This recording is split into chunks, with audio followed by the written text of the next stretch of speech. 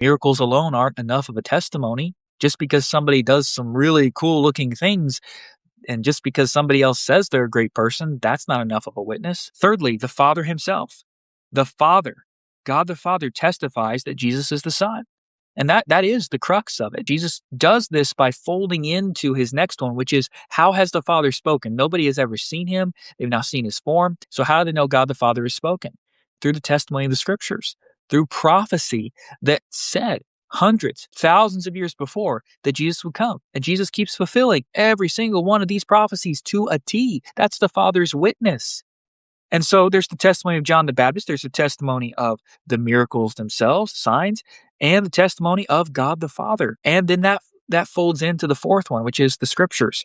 And this is going to be summed up really in Moses, who the Jews held such esteem for. They idolized Moses as the founder of their people to a degree. I mean, they traced their bloodline back to Abraham, the first Israelite, and Isaac, who came through him, and then Jacob. But they really look at Moses because he was the one that freed them from slavery and ushered them toward the promised land, and then Joshua led them in. Moses brought them out of Egypt by God's power and to the very cusp of the promised land, and then went in.